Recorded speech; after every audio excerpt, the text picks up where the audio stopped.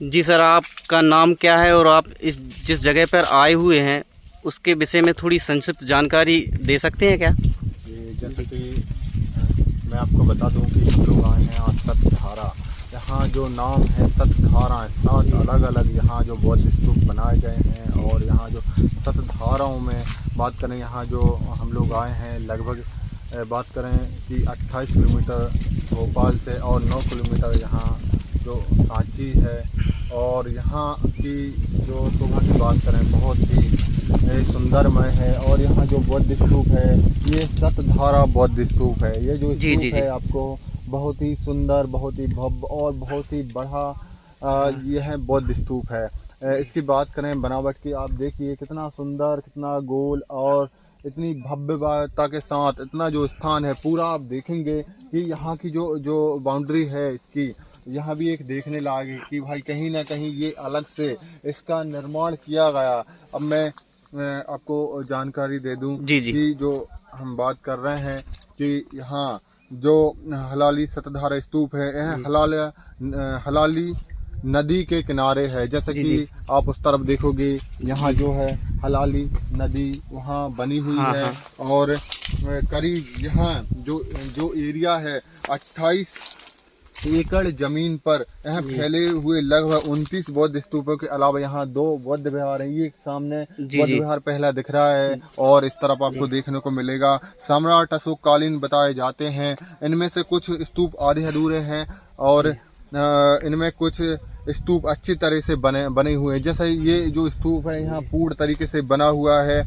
और सतधारा स्तूप विदिशा भोपाल से जो निकटतम है और सांची से लगभग 9 किलोमीटर की दूरी है। सतधारा का मैंने बताया था कि यह 7 धाराओं का यह एक समूह है।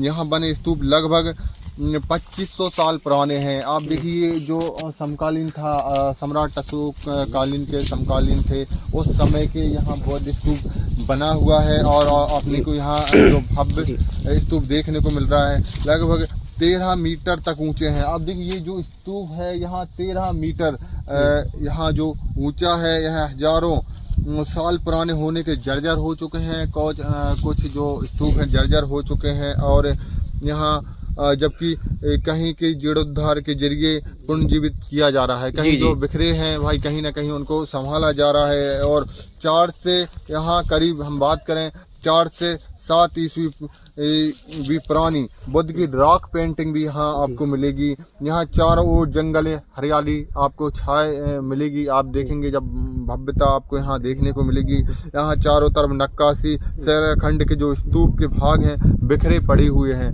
आप देखेंगे घेरा जो है स्तूप हैं वहाँ अलग बिखरे हुए आपको मिलेंगे। यहाँ सुरभ और शांत वातावरण पहाड़ी पर स्थित सतधारा की ऊंचाई से हलाली जो नदी है यहाँ की जो खूबसूरती है यहाँ आपको मन मोह लेगी। आपका यहाँ इतना सुंदर यहाँ है। हम बात करें कि क्रमांक 1 जो बुद्ध जो स्तूप है यहाँ हम इसकी बात करें, इसका नाम सतधारा स्तूप है। यहाँ की जो कलाकृति है वह बहुत ही मनमोहक और एक अद्भुत और एक वैज्ञानिक आपको देखने को मिलेगा कि वास्तव में यहाँ कितनी सुंदर और कलाकृति है। जो भिक्षु रहते थे किस प्रकार आपने यहाँ आकर ध्यान साधना करते थे।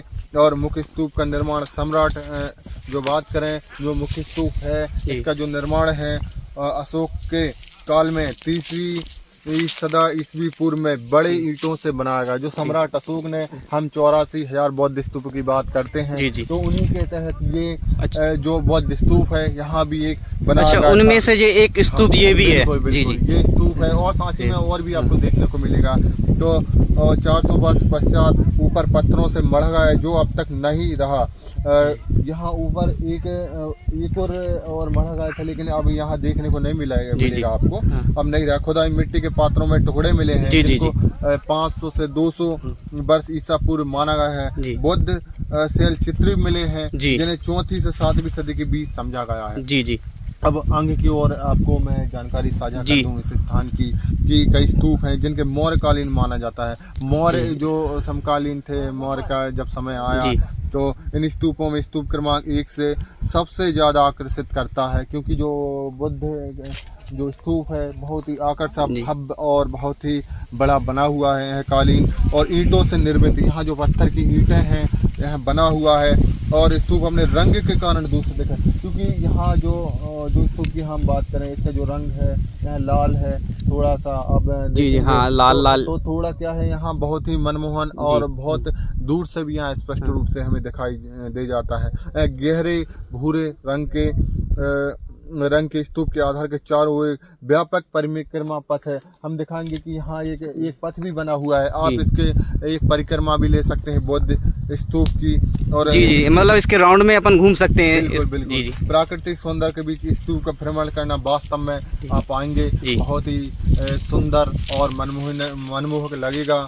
यहाँ के जो अवशेष पत्थर का प्रतिरूप भी यहाँ रखा गया है, आपको देखने को मिलेगा यहाँ पर, कि कहा जाता है कि इस स्थान को 1853 में खोजा गया था। जो हम बात करें 18वीं शताब्दी में 1853 में से खोजा गया। स्तूपों को एक बौद्ध रेलिंग द्वारा ताज पहनाया गया था, जिसमें से कई स्तंभ अभी भी बिखरे पड़े हुए हैं, जैसा कि अभी नीचे आप देखोगे। जी हाँ, अपन जो अभी देखते हुए आए हैं मिला है, बाकी आपको मिलेंगे कि भाई आधे अधूरे यहाँ बौद्ध स्तूप बने हुए हैं। बेपूड़ और यहाँ वर्गाकार आसन के कुछ स्तंभ भी आपको देखने को मिलेंगे। बेपूड़ आधे कमल के फूलों के समान पद को अलंकृत है। जिस प्रकार जो पुष्प रहता है कि भाई उसका जो चारों तरफ से वहाँ एक आकृति रहती है, और उसी प्रकार यहाँ बौद्ध स्तूप आप देखने को मिलेंगे। उसी प्रकार सामान की जो आकृति है वो भी आपको गोल कलाकार समान पद को